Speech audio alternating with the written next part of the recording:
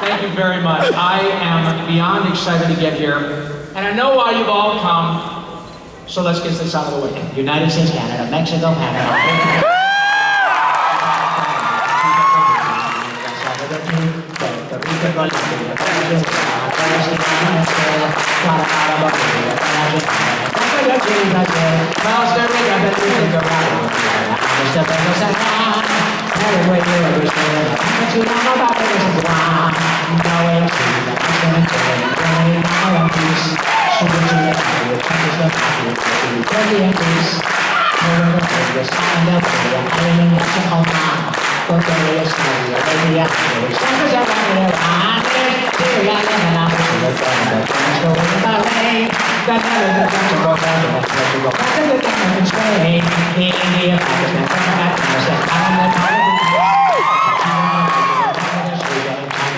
Japan, Mongolia, Uganda,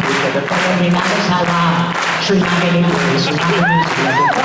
Vietnam, Indonesia, Morocco, Uganda, Zimbabwe, Botswana, Mozambique, Australia, Zambia, and Ghana. But wait, there's more. When you listen to a mellow talk of a Spanish and American, imagine a day, Italian, Indian, Somalia, Canada, American, up here, down in a city, Senegal, Cameroon, Nigeria, Ethiopia, Kenya, South Africa. Hong Kong, Abu Dhabi, Qatar, Yugoslavia, Korea, Mauritania, Pennsylvania, Monaco, Liechtenstein, Montana, Palestine, Fiji, Australia, Sudan.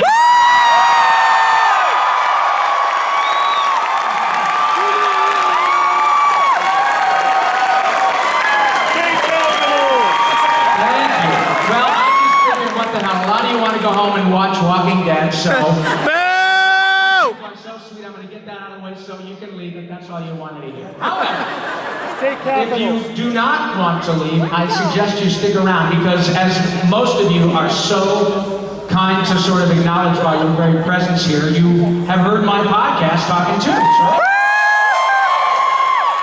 Thank you so much, and this evening we're going to be doing essentially what we always do, which is seat of the pants, baby. We're just going to let whatever happens, happens. This is being recorded now, so that next week, I think it will be out on iTunes. Yeah! And we're going to have a really great time. I think that we're going to not only sort of shoot the breeze about what we do, because those of you who know the podcast know that we basically just sit around and talk about what it is that we do. And we do things like, Narf! and all that kind of stuff. And so tonight we're going to have people on the show who've already been on, but it doesn't matter because they're just so damn talented that it just oozes from their pores. And I am kind of beyond excited to be doing this. This is my friend Ryan Paul suggested that we do this, and when he said we're going to put it in the big room, I said, well, that's a really big room. Is the big room. It's called the Grand Ballroom, you know. And so thank you very much for helping us fill this joint up as best we can. It's very sweet of you. I think what I would like to do, as you know from seeing what we put out there in terms of advertising, I would really love to bring out the person with whom we're going to be doing the biggest part of this evening, who would be a pretty damn talented actor. His name is D. Bradley Baker. So, hey D, are you sober? Come on out, D. Bradley Baker!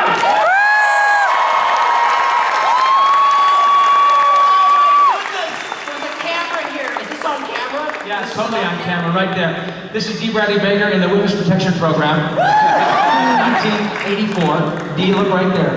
Your parents are so disappointed in you. Papa, can you hear me?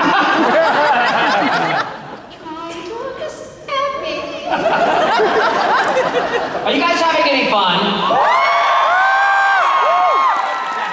You're such nice people. You're not like all the mean, ugly people in Los Angeles. Wonderful, fresh-faced, hopeful, great people from the middle part of our country. Yeah. That's not the middle part. I just sang a song about the whole goddamn world. Oh. how do you know that this is not the middle part of the country? I thought this was Wyoming. It is. You know, for our purposes, it's Wyoming. Oh, we hate Wyoming. Yeah, you know that The nicest way, though. D. Bradley Baker is, among other things. I'm trying to think, what was the first time I worked with? Do you remember what we worked together for the first time? The very first time that we worked together, I want to say that it was something at Warner Brothers. Was it maybe were you here in the 1870s? Like, well, not in the Shire? Like a child, yeah. No. No, you came, maybe it was. Maybe it could have been Hysteria? No. Or Tasmania? I don't think we've actually worked together. No, we never have. Hi, Dee, I'm Rob. Nice to see you. Anyway, it doesn't really matter because Dee and I have been represented by the same agency for many, many years. And Dee was one of those guys who came to town, and the word got around really fast about this young man who was sadly so odd, but clearly at least not properly medicated, and therefore was the kind of guy that you'd want to have doing cartoon voices. So we learned very quickly. You kind of came in the same time as sort of Jeff Bennett and John DiMaggio and that same kind Yeah, of... I moved at the end of '93, just in time for the earthquake. Yeah, for you. Thank you for bringing that. I was so excited. We'd appreciate that. Dee is one of those people, one of those incredibly gifted voice actors who does things that nobody else... really, the only person who can do what you do is Frank Welker. He's pretty close to death. So, it's a joke. Oh, he's doing great. We did a Scooby this week. He's doing great. I saw that picture, you and Frank and everybody. Yep, Gray. Yeah. Gray Delisle, the amazing Gray Delisle, and Jeff Bennett. Yeah. It's a great cast, and it was a really exciting day, actually.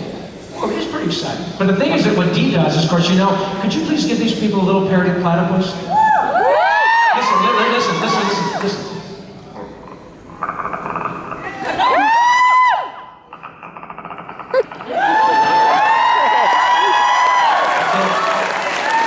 That's all it is. How do you sign that? Yeah, I was just going to say, we have these beautiful people over here signing parody of platypus. Wait, how do you do like what?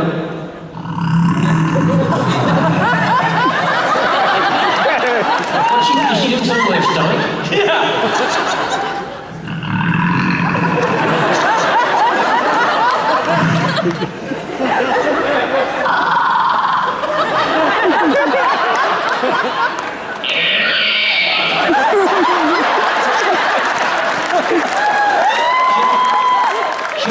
Shouldn't you stand up and do that?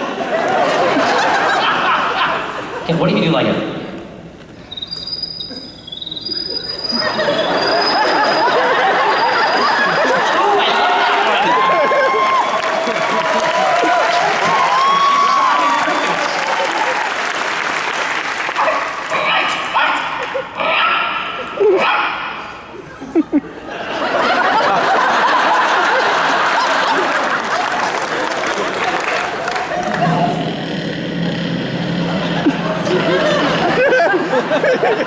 Why do you crouch when you do that?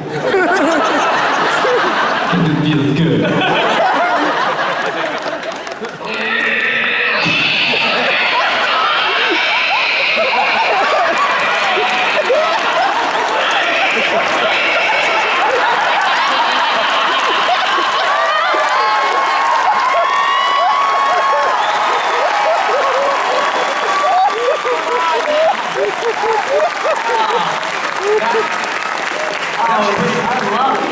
That's pretty remarkable, bordering on a felony. So, just so you know, and I know you know this because you've been kind enough to listen to the podcast, this is the kind of shit that happens every day. We're so lucky. We know that Dee's going to be there, so we know there's going to be some animal doing bodily things, sounds. And attacking you or... Attacking. And you did sound like you could have been an extra in Deliverance. But no, it is a remarkable thing to hear what Mr. Bradley Baker does. And I need to tell this story, and I would love for you to tell the story. Dee, like most of us, and we hammer this into you, do we have any actors out there too? People that want to be actors, voice actors? Well, we were just literally talking about this again, and it's really important, and because this segues nicely into kind of Dee's background, and essentially all of us, and that is that, like anything about which people are passionate, we all became actors because we couldn't not become actors. And money really didn't enter. All of a sudden, I slipped into this Christopher Walken. Yeah. money didn't mean anything. This ring. More cowbells. I could do the Walking Dead. Yeah. But really, truly, it was one of those things where we go, oh my God, we can't not do this. And I'm saying that because please tell these folks a little bit of your background. He used to be a walk-around character at Universal Studios in Florida. Yeah, I was Beetlejuice. I was original Beetlejuice at Universal Studios when they opened up. I mean, I always did all kinds of things, and I studied philosophy and German in college, and I liked biology a lot. I was a big science nerd. I liked that kind of stuff. But I always liked performing, all kinds of performing, from magic to ventriloquism to plays and musicals and operas, and I never stopped doing that. And I think it's a really important thing is to not get out of the habit of doing things that you really love to do. A lot of grown-ups, kids may notice they're sad because they're not doing something that they love to do. They're doing something that they're only good at. And so it's really important as you kind of navigate your way through life, I believe, is to keep doing things that you love. Even if it's just a hobby, but if you find the hobby that you're really super good at, then you can maybe make that into a career. For me, being an actor or a voice actor was never something I thought of as a career because I didn't think you could earn money doing it. I thought it was just a hobby. But it's wonderful to see here everyone's enthusiasm for what it is that you're into, for the world or the character or the game or the TV show or movie that you love, and that you bring that out, you envelop yourself in that with your cosplay or whatever.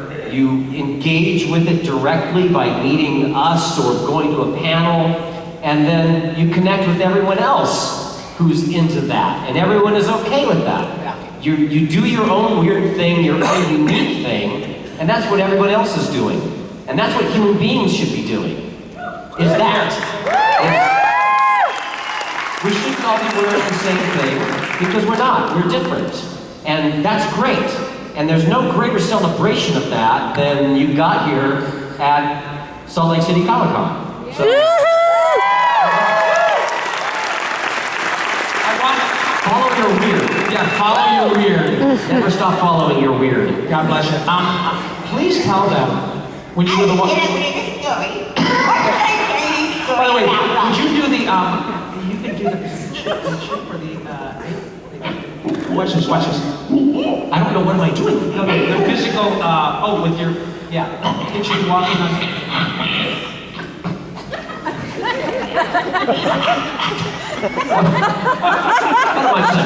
What do and give up show business? No, but tell them I'm interested for them to hear about how you did Beetlejuice, and you were so infused with the character. So in Beetlejuice, what I do is I worked for a few years doing these really fun shows at Epcot Center. It was a show that they've extinguished mercifully. It was called The Anatomical Players, a health-oriented comedy show that involves improvisation. About the anatomy? Well, anatomy and health. Oh dear. Food, eating well, really interesting, funny topics like that. So we did this really squeaky clean show, and then they opened up the summer of '90. It was, I believe, Universal Studios theme park there. And they had an opening for the Walk Around Beetlejuice, because they do that at Universal Studios.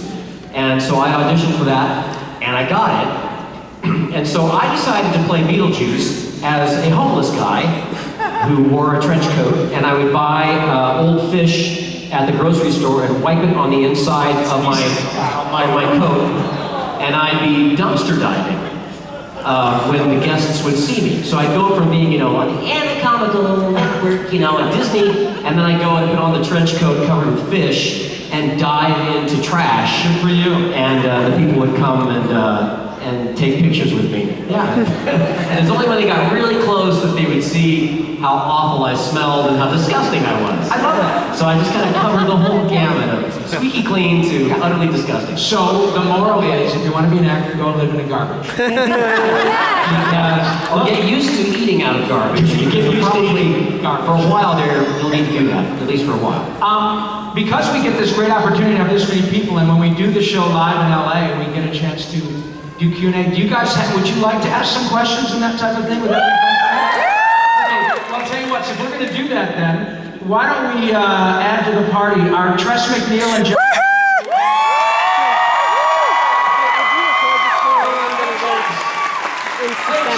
It'll take 2 seconds. And Tress, come on up here. I'm gonna do that now. What do you do? What? It's just Tress. You really won't be able to hear me? It'll take 30 seconds. Hey! Would you record this one while I just jump in the Q&A line? There's no one over there. Go back. Oh, there he is. He's back I again. just basically got so excited I had to run over there and pee. Come on, sit up here. I think it's on. Tressa, here, come and sit down, baby. It's on. It's on. It's live. Yeah, sit down. It's on. Have I told you guys today how much we freaking love Salt Lake City?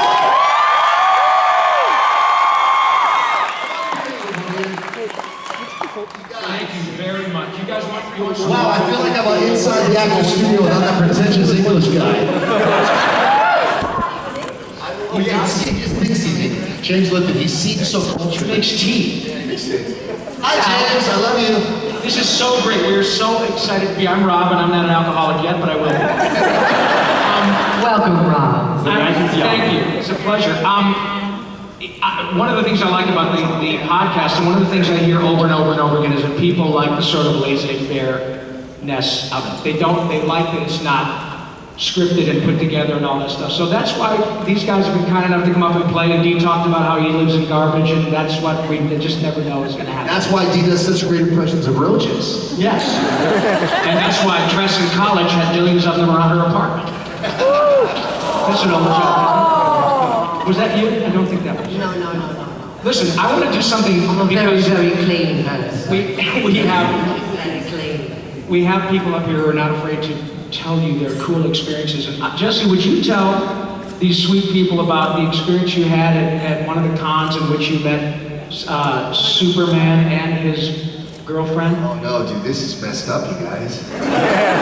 Oh, okay, so listen. True story. First of all, I just want to say going in, that I live in Los Angeles, which is a city known for being pretentious, and I hate that stuff. And it's like one of those places where there's the velvet rope outside nightclubs. They let all the cool kids go inside the velvet rope. Well, you know what I love about Comic-Cons?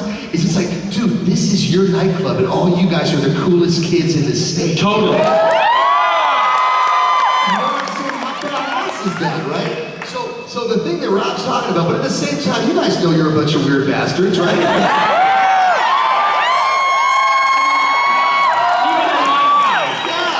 light guys go, watch this! Light show! Do the light show here. No, dude, you don't even understand. This is, you guys. Light show! Okay, by the way, I know that all the folks listening to Robbie's podcast right now can't see this, but I said earlier today, I don't do drugs or drink, but if I did, I would have hallucinations about that rabbit right there. Dude, stand up. Stand up. Stand up. Oh my God. It's a ninja rabbit. Anyway, so we're Comic-Con experiences. Dude, that is Usagi Yojimbo. Yeah, of course it is. You're talking to. That is Usagi freaking Yojimbo. All I want to know is if Usagi Yojimbo was in a fight with Pokemon, who would win? See, that is what is so wonderful about this. That you guys are actually pondering. Crazy bastards. That's what I'm saying. There are two guys right here going, no way, dude. No way, dude, asshole. Telling each other about Usagi Yojimbo and Pokemon. I swear, man, I love that about you guys. I'm soaking up too much time, and here's what happens. So I love to buy crazy stuff at these Comic-Cons, witness my all my bling. I got a lot of this stuff at Comic-Cons, right? Because it's fun, because they make great things. And I know that when I walk around, people are going to come say hi, that's groovy. So one day I'm walking around San Diego Comic-Con, all right, which is my first mistake. And I'm walking around there, and there's a tap on my shoulder, and I turn around, and it's Superman. But it's not the Superman you'd expect, okay? This sweet little bastard was about 4.5 feet tall, about 4.5 feet wide, okay? Now listen, I love the guy, man, I love the guy. He's wearing a Superman suit, but it's a spandex one. It's not one of the cool ones with the muscles built in, okay? It's like the old school spandex. And it was hot, and he's sweaty, and more of his costume is wet than it's dry. You understand?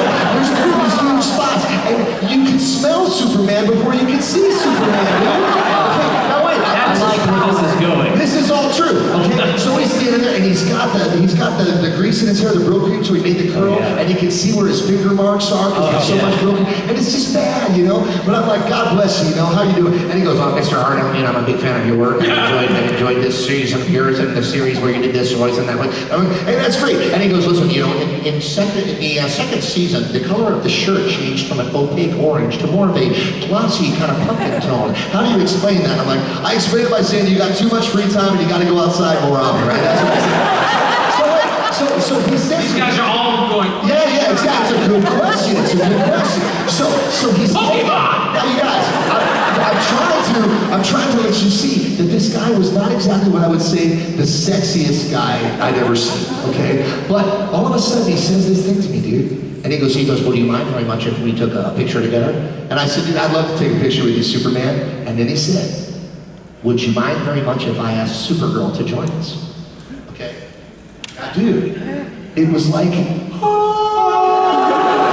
the heavens opened, right? And the angels came down, and it's like there is someone for everyone. special And moment for them. there's a special woman for the 450-pound sweaty Superman, and she's out there, and she came with him to Comic-Con, and she loves him, and she dresses up with him, and I literally, dude, I got tears in my eyes, and I was so excited and so happy. I put my hand on his little sweaty shoulder, and I said, "Superman, I would be honored to take a picture with you and your Supergirl." And he said, "Because I rock." But wait. Get out your hankies. This is the best moment. So he said, "Well, thank you, Mr. Hartley. Appreciate that." Mom!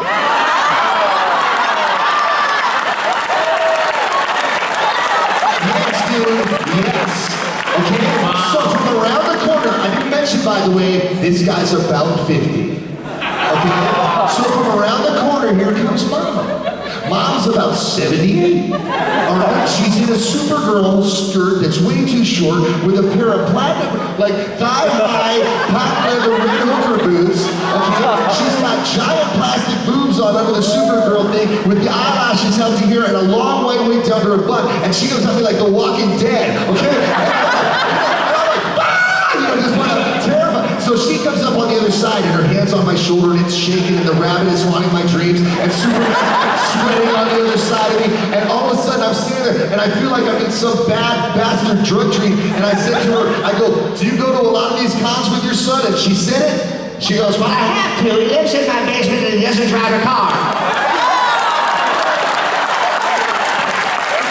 That's what I'm saying. You know that guy. You know that guy. You know that guy. I see that gentleman, that handsome fellow with the beautiful bald head. You're laughing. Yes, you know that guy. You know that. Now, I'm not saying it's you, because you're bigger than me. You'll beat me like a freaking rented mule. But to finish it up, all I want to say is, the cool thing about it, though, you guys, seriously, I just love these things so much because the sense of community that you guys have and the sense of non-judgment and acceptance and love and support is beautiful, and I'm proud to be a part of it, man. Did you guys realize that there is a couple since our morning panel? Yes! That Shelby and Shelby, where are you? Shelby and Kyle? Kyle and Shelby, are you here? Are you here? They're making out because They're making out, yeah. Are you guys here, Shelby? No, dude, they're doing it. All right. This is so sweet. Shelby and Kyle came up to our table a few hours ago, and they got some Animaniac stuff signed. And then Kyle came back half an hour ago before I came back on. Yeah, I know. This is so goddamn cute. He said, "Ah!" No, he no, he came up and he said, and this little girl, Shelby, oh my God, she's stunning. Kyle is so out of his league. But anyway, they came back. Yeah, they came up and he said, Kyle, are you here? No? Okay. He just said, "I wanted to tell you that I popped the question." Yeah, he did. And she showed me this beautiful little sapphire ring and they got engaged. Yeah, they did, man. I'm going with my honeymoon, dude. It's gonna be awesome. There's 5 more And the minutes fact left. is that the future Mrs. X Harnell is probably here tonight. Yeah. So I'm here to tell you, it may not be the longest relationship of your life, but it will be the most exciting. I think we have a little line of folks folks over here. Would you guys like to ask us some questions of Ms. McNeil or Jess or Dee or me? Is this on? My question's actually for Tress, but I just wanted to say, first of all, thank you for giving me a childhood. All of you, you guys are just... We love you. Thanks, Dave. We love you, brother. Have you ever been in jail? Well, the night's not over, son. Watch your ass, okay? So your question is for Tress. My question is for Tress, and I was just wondering if you don't mind, would you do the crazy cow lady?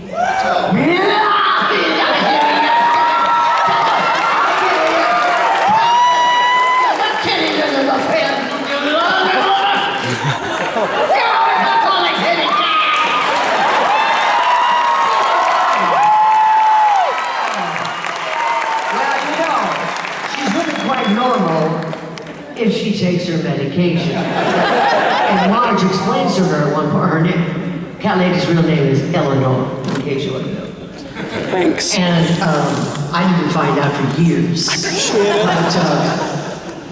But Marge says, Eleanor, this isn't really medication, you know, it's just, it's Reese's Pieces. And so, because Eleanor becomes normal after she takes her medication, and so, of course, she finds out that it's nothing but Reese's Pieces. And she loses her mind again. But she's one of Matt Groening's favorite characters. I love that. What was that line you were quoting to me that you said when you were Principal Skinner's saying about that you had the you having the affair, right? Oh, when I had one of my favorite lines. This line is so great.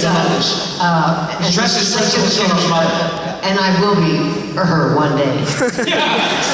Soon. But we have Agnes Skinner, a comic book guy, have an affair, as you know. It was really quite sexy.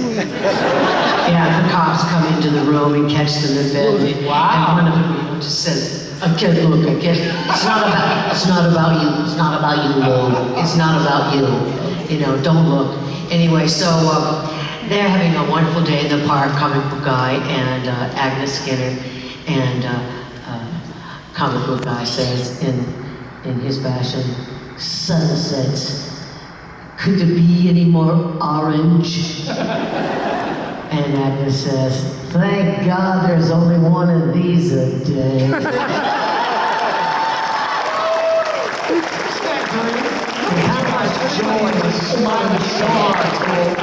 Thank you, baby. What? Yes, Matt, dude. What's up? Maurice, but he wasn't really here today. Oh, we don't like him. We told him in our hearts. By the way, for those that Maurice, My friend the Brain is coming tomorrow. And he had to do some new Lexus spots, but he is coming tomorrow, and Mark and the Brain, and I will both be downstairs saying, North Radio. So what was your question? I was hoping you would be able to answer it since you played Pinky, but at any time when you were making those episodes, or even up to now, did you ever picture the Brain as Naked? Donald Trump? No. Donald Trump? Yeah, I don't think so. I mean, I certainly didn't. Maurice is such a fine actor, and like Dee was talking about earlier, and we had a panel a little bit earlier today, and he was talking about the clarity of the intent. The actors are good actors when your intent is very clear and your choices are clear. And I don't think that Maurice ever for a minute was trying to do anything other than Orson Welles, essentially, you know, that vibe. So no, I don't think that. I think Donald Trump has become, for obvious reasons, is sort of in the zeitgeist at the moment. But remember, Pinky and the Brain was done we started recording them in 1993, and so I was 5. Oh, shut up. I was 5. You out. By the way, did you see our lovely lady here doing the interpretation? When I said you out, she goes. So no, I don't think Maurice had anything else in mind except Orson Welles. And an interesting bit of trivia, you guys are obviously we have a lot of Tim Burton fans here, right? And so, you know, in the movie Ed Wood, Vince D'Onofrio looks great as a young Orson Welles, but every lick of his dialogue is Maurice. Pretty cool, huh? And one other thing, many of you don't know, the beautiful Wacko Warner here, when he would burp, that was all Maurice. You gotta have can do it for you. It's the freakiest goddamn thing you've ever seen in your life. So la la la la la. Thanks for your question. Yes, ma'am. So, since you're all voice actors, I was like wondering, like, how do you make up a voice? Well, I would take yours and I would make it my own. How do you make up a voice, Dee? You make up a voice by looking at the script and read through that, check the lines. You probably know what the show is, so you're going to kind of have a lock on what the tone of the show is. And then you just come up with what you think is the best, funnest choice that you like the best. In most cases, the people who do the show will like that too. Sometimes they don't, or they'll show you a picture or a rendering of it, and they say, yeah, it's more like this and that, and you tweak it a little bit, and then you're off to the races. But there's generally not a lot of back and forth on a character, although sometimes you'll hit something, it's like you're just not hitting it, and they just heard it this way, and the table reads, and they just kind of can't get it. In which case, they'll just give it to Jeff Bennett instead. Yeah. I want to ask you, because you do a lot of video games. I don't do that many of them, but you've done quite a few, and in was it Portal? Portal 2, yeah. Portal 2. And also, you were in like all of the Clone Wars stuff. Yeah, Left 4 Dead 2. Yeah, you play Left 4 Dead 2. You know when the jockey comes out? That's me.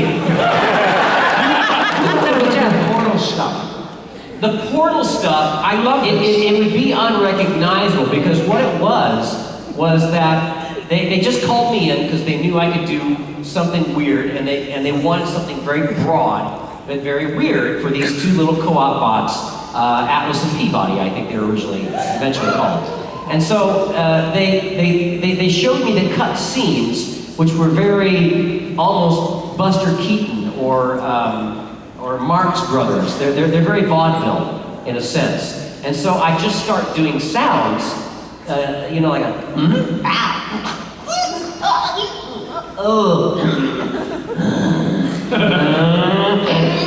you know, that kind of stuff. Is it any wonder your wife fell in love with you? Any wonder she's still with me.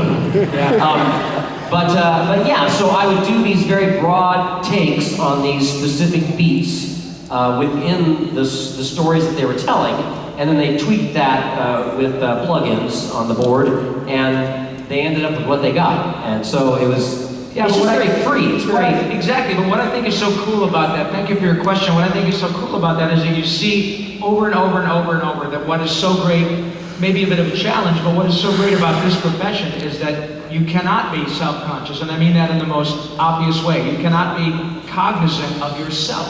The idea is to be completely unfettered and completely not conscious of yourself. And so if you're not able to do that and not able to swing for the fences, then, you know, Dee would not have been available to those choices. And years later, when you mention Portal, people freak out because you're in Portal. Yeah, I mean, it really, if you want to do voice acting, we talked about that before, is the openness and ability to bring improvisation to what you're doing. And also just a complete lack of modesty. Yeah. For me, not doing children's theater and stand-up, where you pretty much got to let it all go and just forget about it and have fun, and not worry about how awful or ridiculous you look. Yeah. Thank you. Next question, sir. First, I'd like to thank all of you guys. About almost a year ago now, you were out in Denver and did the symphony orchestra. Oh, thank you, yes. That was amazing. Oh, were you there? I absolutely was. I live in Colorado. Thank you, buddy. All right, Colorado. He's from Colorado. I grew up in Greeley, Colorado. I actually used to live in Greeley. Completely unrelated to what I'm going to ask. So, I'm a big Fight Club fan. Oh. And you know, my name is Robert Paulsen. My name is Robert Paulsen. Your name is Robert Paulsen. Did you have anything to do with that? Oh, totally. Oh, yeah. I called up David Fincher and said, Dave, it's Rob Paulsen. No, I have nothing to do with it, but I'll tell you what happens a lot is, it happened just recently, about 3 months ago at Whole Foods. I went at Whole Foods by my house, and of course, a lot of folks that work at Whole Foods are kind of tatted out, you know, with the earrings and stuff, right? And there's this guy, gave him my driver's license and my credit card. This really is kind of funny. And he says, "Whoa, dude, your name is Robert Paulsen." And I said, "Are you talking about Fight Club?" He said, "You know what the first rule of Fight Club is?"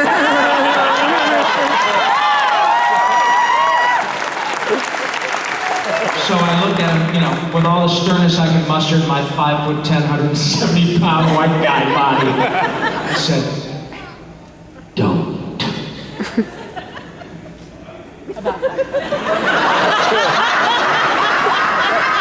And he's like, okay. And so I finally, as he was doing, I said, "Look, I am the guy the story is about. And I am a bad motherfucker." And he was buying it, hook, line, and sinker. Is it cherry of yours? Yeah, the cherry is mine. Is it watermelon? Yeah. How about the kettle chips? Oh yeah, those are mine. So we get done, and he goes, "Well, thank you." And I was leaving, I put my thing away, my credit card, and I said, "Remember."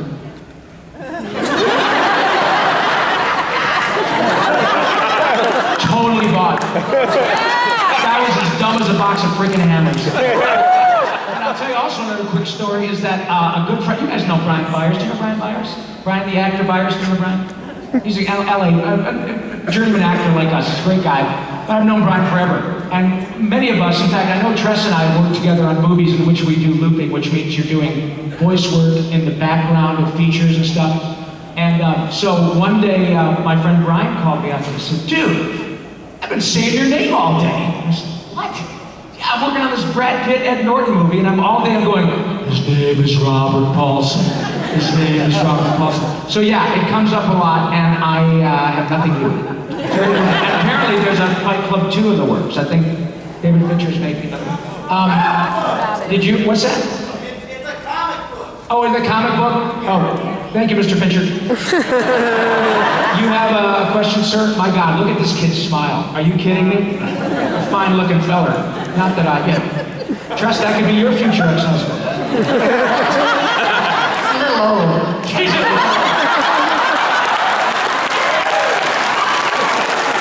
How would you like the hard ones with the hard one? How would Agnes Skinner ask him out? Nah, she just tell him. Here, kid, you and the good chippers. It's Friday night, show up, it's silhouette night. You do mine, I do you. Don't go fighting over the inflatable bath pillow tonight.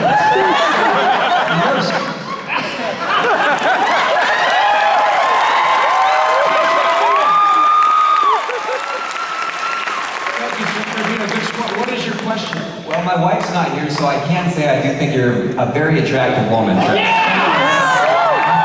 She is too. But, you're a smart man to lead the way. Rob, by the way, excuse me, did you notice how all of a sudden the microphone in Tress's hand went from this to... Too old for you, though, so... That's right. Sorry, baby. What was your question, sir? So, Rob, what is your... what cast of Ninja Turtles have you enjoyed working with the most? Yes. And that's what you said when I talked to you in the Colorado Symphony gig. Thank you. Well, it really is. Thanks for your question, buddy, and thanks for coming to that gig last year in Colorado. It is an embarrassment of riches, man. I'll see you after the show. I'm talking to you, Rob. Okay. She wasn't talking. He's not as old as you think, Tress. Bring your ID. On second thought, don't. To be able to have been involved with Ninja Turtles at the original thing and have it be a clean sheet of paper and become what it's become was a remarkable thing for most actors. Most people don't get a chance to work on something that is, goes from zero to pop culture phenom. But then to get another crack at it, literally a generation later, and have it be as arguably as powerful and successful now as it's ever been. And it's a pretty damn good iteration. The new Turtles is really good. And so I really can't tell you that I have a preference. I mean, it would have been enough to have been, you know, on the original show with all those guys, and Tress was on that. No, it's not enough. You want to be in both. That's right. I know, but I never thought I would. I was almost a victim of my own ageism, because when the producers called me to read for it, I said, well, they do know who I am, don't they? And I didn't mean that from an arrogant standpoint. I meant that because at the time I was 55 years old. And it didn't occur to me, that the people who were now making the show are 35 to 40. They knew everything that all of us did. And so what's so great about this gig is that nobody cared that I was old enough to be their father. They were like, well, no, we like your chops, we know your Pinky, we know your Raphael, Carl, all that stuff. We just think you might be good for Donatello if you don't mind reading. And of course I did, and I got the goddamn job. And it's huge again. So it really is impossible to choose, and I'm not being coy.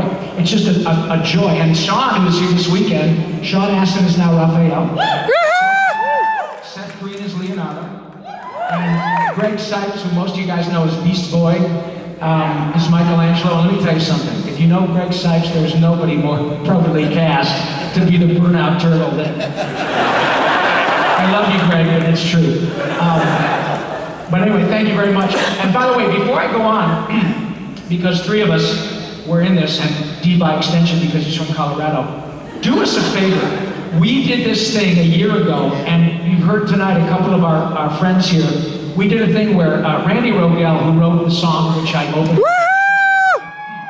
wrote Yakko's World and I'm Cute and Wax America, Hey Jude, Yesterday, Firebird Suite. No, Randy wrote pretty much all that stuff. Well, last year we were fortunate enough to perform with the Colorado Symphony Orchestra, and we had 80 pieces at the Betcher Center doing 2 hours of Animaniacs music. And it was, and we had a big giant screen, so we would perform the music in real time with the orchestra, you know, in the correct tempo with what was happening on the screen. And you guys, was it not? It was outrageous. That was awesome. It was so cool. So, we actually, listen, Linda. You see that video? Trester, Linda, listen to me. Honey, Linda. Okay, you check it out. But we have had a lot of interest from the Utah Symphony right next door. So, your mission, should you choose to accept it, is to tweet the hell out of the Utah Symphony and let them know that you were here and we can do this, because it turns out that what we learned is it's not that they don't want to, but orchestras are by and large beholden to their subscribers for obvious reasons, and they have a program. So they have itinerant players like Yasha Heibitz or Itzhak Perlman, and then, you know, Renee Fleming will come, and they have like an open week.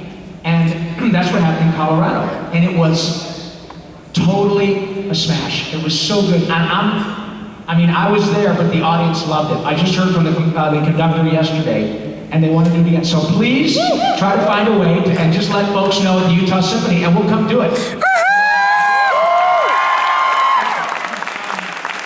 Yes, sir, you have a question. Yes, this one's for Dee Bradley. How often do you find that you come to the performance and they want to go with the voice that you provide rather than the one that they want to have you do in the first place?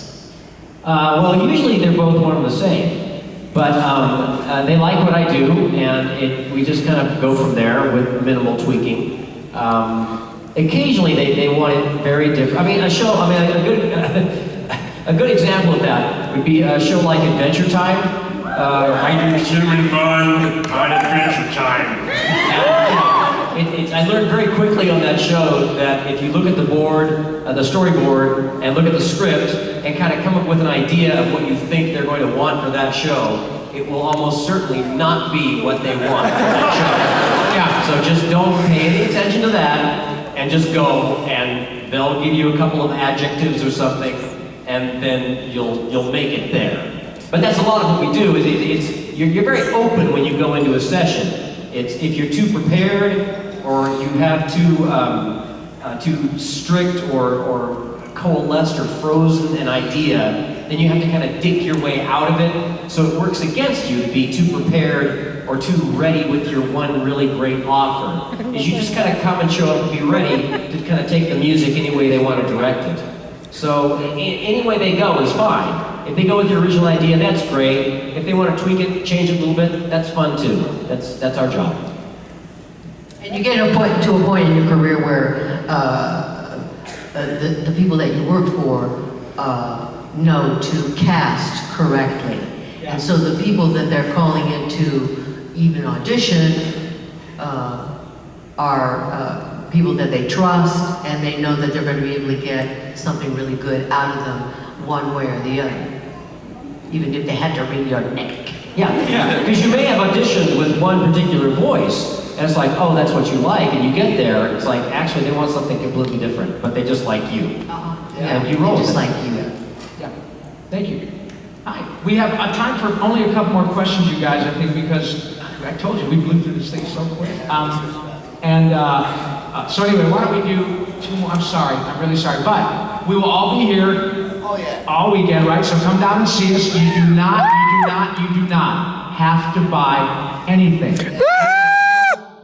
We are so humbled that you folks come and see us, and you welcome us with open arms, and open us too if you need to.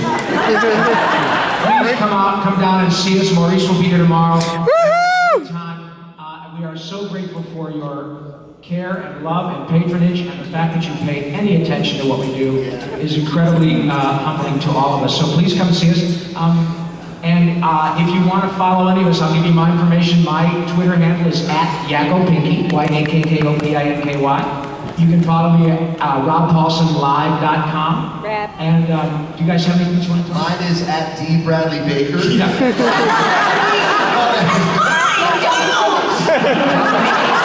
Already separated you two. I'm @Jess Arnell, and the closest thing I have to a Facebook page is my band Facebook page, Rock Sugar Band. Tomorrow night, dude, we're playing the Comic-Con Bash. How crazy is that? I swear, if you ever wanted to go to a party and have all your favorite songs get really drunk, this is the show for you. So that's tomorrow, and we're going to do an Animaniacs panel tomorrow with Mo and everything.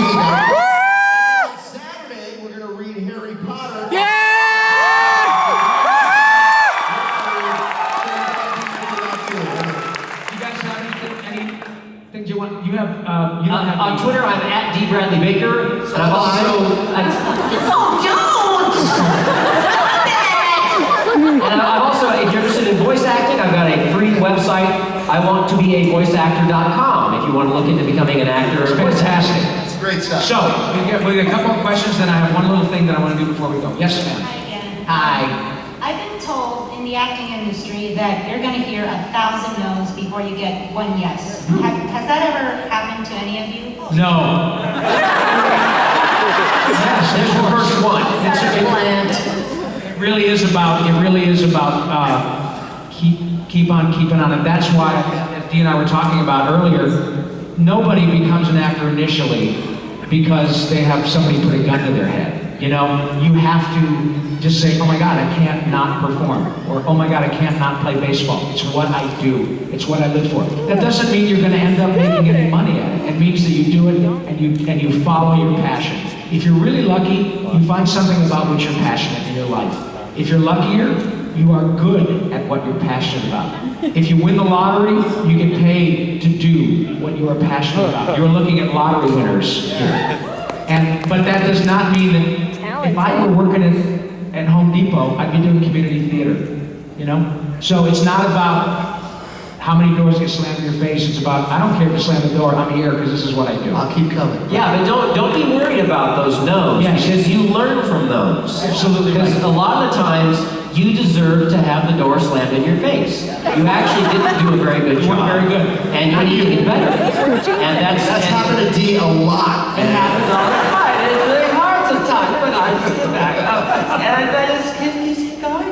Yes, sir. Yes, ma'am. Sorry. Hi, my question's for Tress. When you started doing voice acting, who did you look up to, and were there any specific female voice actors that influenced you? Well, you looked up to Brad Garrett because he's 6'8". My neck is still sore. You know, the actresses that I admired the most were I loved Imogene Coca. I loved Lucille Ball. I adored Rosalind Russell. And these were comedic actresses. It was never my intention to go into the theater at all. As a little kid, I wanted to do voices and didn't know how I was going to go about doing that. And really, at the time, there weren't a whole lot of female characters other than Betty Boop. Yeah. You know, Daisy Duck didn't even really have a voice yet. Tress is the voice of Daisy Duck. I want to just drop a kernel of hope in you guys before we split to the, on this subject. You know, whenever anybody tells you it's so hard to break into stuff, you know, any desirable occupation, there's going to be a lot of people that want to do it, and we certainly have a desirable occupation. But the truth is, before you go convincing yourself, oh, it's so hard to break in, it's so hard to break in, it's so hard to break in, all I have to say to you is that we broke in. Totally. Okay? And if I broke in, you can break in, man. Seriously speaking. Yeah, you broke into Tress's house. Yeah, I broke into Tress's house. All right. So you can do it too. That's all. Please don't give up. Don't give up. And I'm gonna leave you with this because don't forget Rock Sugar tomorrow night here. Yeah, tomorrow night at the Sky Lounge, the Comic-Con back. Right? What's on Saturday? Maniacs. Oh, yeah, Maniacs. Next live and tomorrow. then the script read. Script read Saturday. All right, okay. Listen, before we go, and thank you again, you guys have the biggest hearts in the world. Love you, man.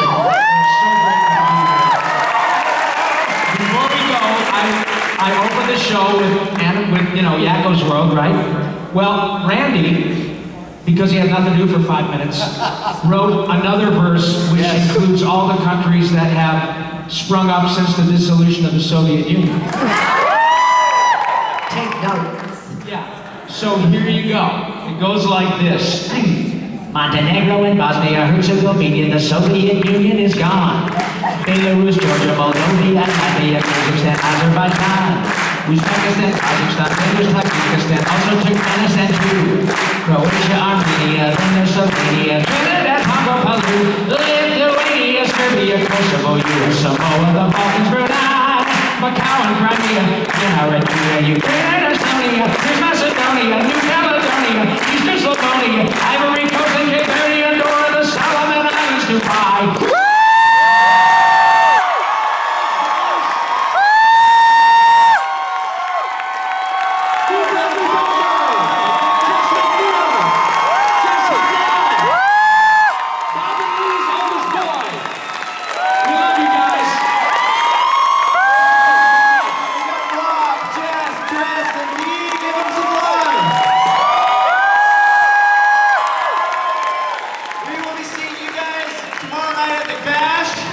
And then we'll be seeing them at the Harry Potter read.